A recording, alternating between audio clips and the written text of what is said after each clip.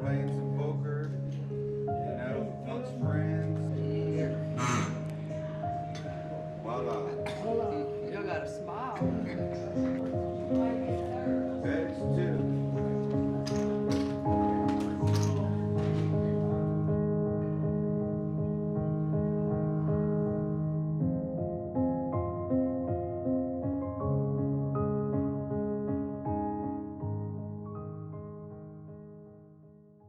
Coming for to carry me home. Swing low, sweet chariot, coming after me, coming for to carry me home. And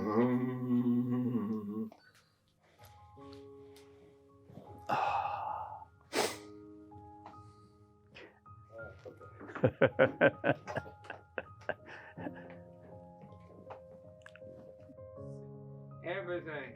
Such a pretty lady, huh? Yes, he is. What you doing? My name is Cleveland Joseph Mendoza Jr. I'm retired from the U.S. Navy, and presently I'm at a home in Jennings, Louisiana. It's a veterans home, Southwest Louisiana. Okay, when I was a teenager, I joined the submarine reserve. My buddies, they would join in the National Guard so they could steal ammunition and impress the girls with tin helmets. But my buddy, he was the only one. He said, hey, submarines, they pay $50 extra a month. I said, that sounds good. So I joined up. My name is Edward Taylor Carter, and I'm 100 years old. I was born October the 4th, 1922. I was in the Army, 1942. I served for 3 years, 1 month, and 12 days. I had one brother, James Carter. James was in the Army also. He was wounded in Aachen, Germany, flew to England, where he got medical attention, and was on a troop train headed for the invasion of Japan when President Truman dropped that bomb. It ended the war. A short time ago, an American airplane dropped one bomb on Hiroshima and destroyed its usefulness to the enemy. That bomb has more power than 20,000 tons of TNT. The Japanese began the war from the air at Pearl Harbor.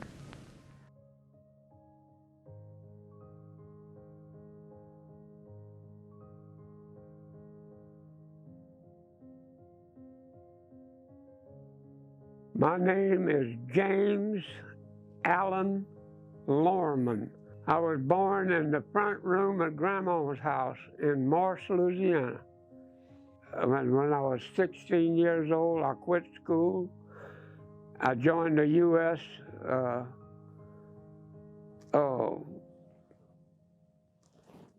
guess you could call it commercial shippers. I was a merchant seaman then. I joined up with the Merchant Marines, and we were taking equipment to Germany and around in that area. And I was doing pretty good. I was on the tail end of I wasn't in the service, in the military at that time when I was at World War II. I was bringing equipment to the people in the Army from the U.S. I was on the ship, working on the ship that would haul stuff from the U.S. to the workers, to the farm, to that darn military. And they'd take the stuff off the ship, we'd go back and get another load and come back. And that's about the extent of my youthhood. And then I joined up with the merchant seamen, and it was all over the place. We went to Germany, we went to Japan. We went to all these little islands along the way. I can't remember all the names. And I had a good life. And that was it until I joined the Army. When the Korean War broke out, I got off the merchant ships and went on a military ship. I was in the Army, and they had to ship me overseas to Japan, to Korea. And so I spent some time a year in Korea. I went overseas again. And my wife and I went overseas. The government shipped both of us. And I went into these units and did the same thing. Took care of myself and my wife. The time was bad, and we had to kill a lot of people over there to keep them down. But that was either killed or be killed. And so that was it. Then she died, my wife died.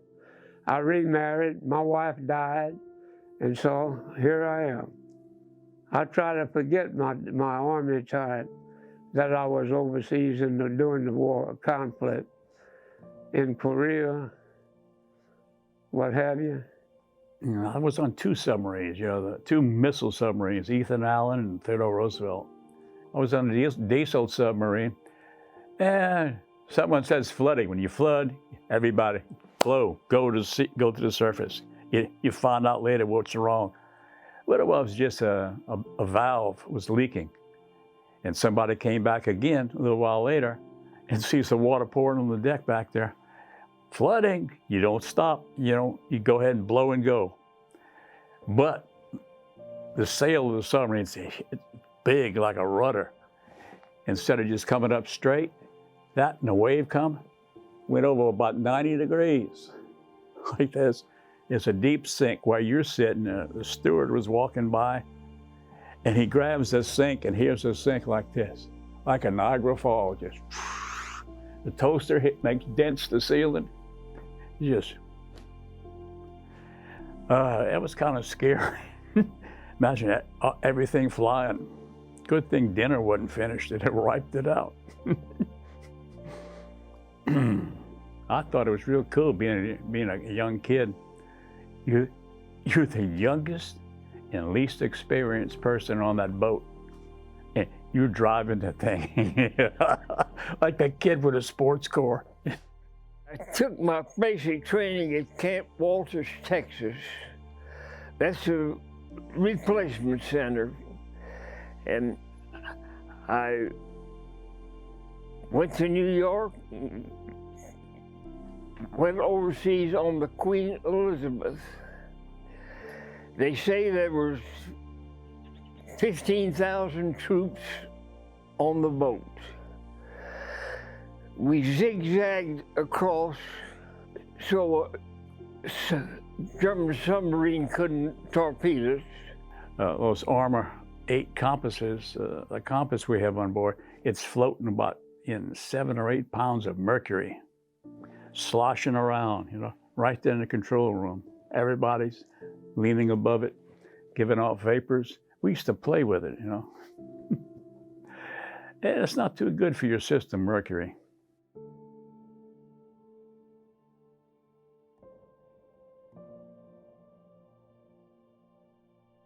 I had a terrible sickness. They tell me there's only about 8 people in the world that ever had the disease. When it hits you, you see little children walking around. When you looked at a man's face there, he might be disfigured. I looked outside and it was raining, and little animals, like a penguin, walking around. I come into my room and it was still raining. The room and everything, it was a very, very scary disease. They tell me I'm the only man that ever lived to overcome the sickness. I danced an awful lot.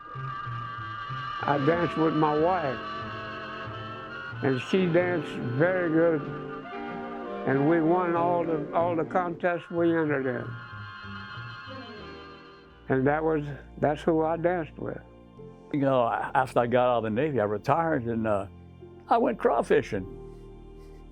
I worked for my cousin for a while, then I started crawfishing for myself, bought a boat, chased the little critters. That's gonna sound negative, but everything in my life, you know, I figure, you know, when I retire, is gone. Other than you can read and do stuff like that.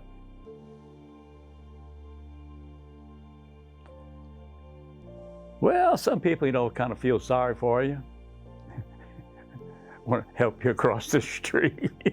No, not really. But it's different. The main thing with me is I don't feel old. That is weird. Because everybody keeps telling me I look young and act young. And I know I act stupid, but I just don't feel like I'm old. Now, it's starting to hurt here about a week ago, burn here in the kneecap. My ankle's swole up. I must be getting old, huh? Most valuable life lesson, do the best you can for what you can do, and don't push anybody aside that you think you don't like just because of their color. Everybody was born to be on this continent by the good Lord. He put everybody here. And he meant for everybody to get along. And you get along with everybody.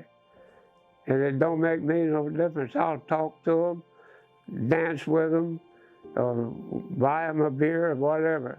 When I got married, my wife and I got along fine. We got along with everybody we met, black and white. Didn't make no difference. At that time, everybody was kind of staying away from the black people. Hell, my wife and I talked to them. We went with them. We danced with them. We did everything with them. And that was it. We got along with everybody. I guess you could live by the slogan my mother taught me and my brother. Be nice to the people going up the ladder, because you meet the same people coming down. And I would say to the young men, it's very, very important that you marry the right woman. And also, it works the woman should marry the right man. I had a very, very happy marriage. My wife was from Cameron Parish. We was married for 56 years.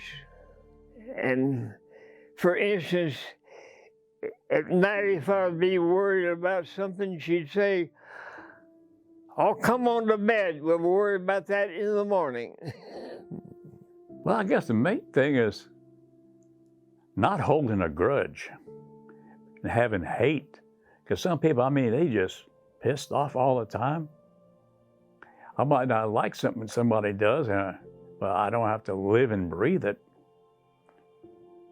I noticed since I've been here, I feel like I'm smiling to myself.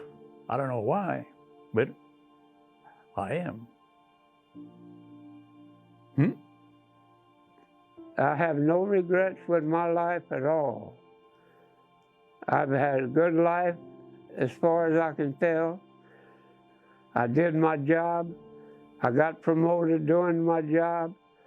And instead of just sitting there looking good, I left with them. I did with them. I worked with them. I did everything I could to be with people. And it didn't make me no difference what they was. where their heritage come from. My advice to young people today is get all the education you can get.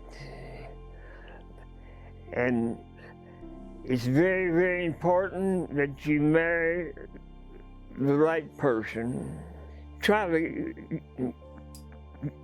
get a job with something that you like to do, so it's fun to work. Get in that school and learn everything you can.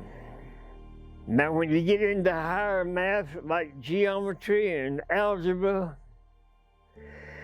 the first couple of weeks, don't be asleep.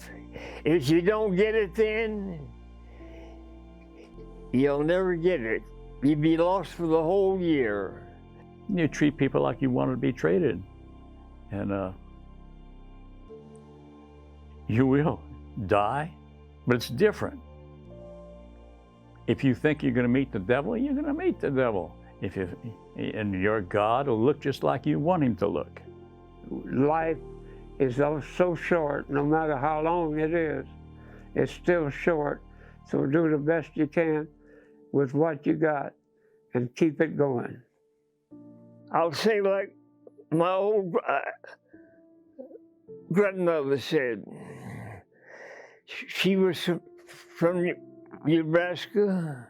I was talking to her one Sunday afternoon. I was about a young boy, about 15 years old. She was old and nearly blind. I said, "Grandmother, it's a tough old world." She whirled around at me. "It's a tough old world, but well worth living." And I thought of that all my life.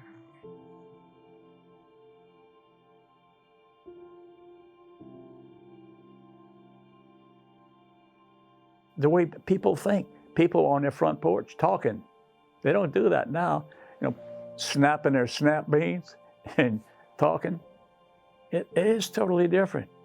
I mean, if you got a cap gun for Christmas, man, that was cool. Now, hell, if you don't have $1,000 worth of gear, electronic gear, it's crap, you know.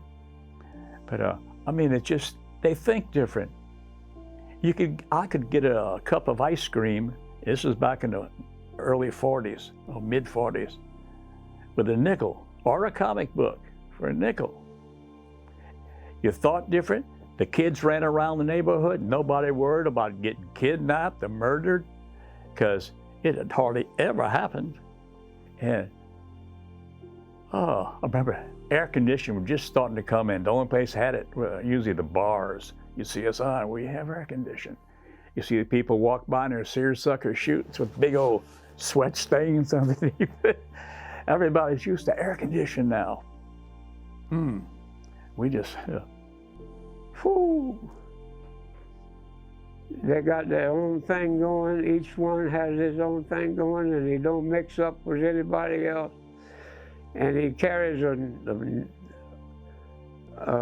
chip on his shoulder everywhere he goes, no matter where it is. If there's some color that he don't like, he don't talk to them. He don't associate with them. And I think you're supposed to associate with anybody that wants to be a friend of yours. They won't put their freaking phones down. They up there sitting next to each other texting, you know. I mean, life, sit down and talk, go outside. Look for worms or bugs in the bushes, man. Not just sitting on a couch playing do-do-do-do. I mean, it's unreal. And they want to have all this expensive stuff, the gear. Yeah, I remember when I used to get a pair of those steel roller skates for Christmas. That lasted me for a couple of years before they eat through. Life is very good if you play it right. I enjoy life quite a bit. And if things was different and I wasn't able to do what I do, then I wouldn't think life was too good. But right now, life is not too good for me because I don't have None of my family here. But it's just the way the world's totally changed, you know. Everything has changed. Well, of course, every generation before me, horse and buggy, you know.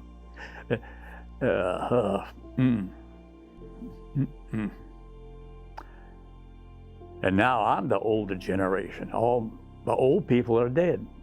Most of them, there's maybe a few hanging-ons, but and I still can't think I'm old. I don't feel. I don't know why.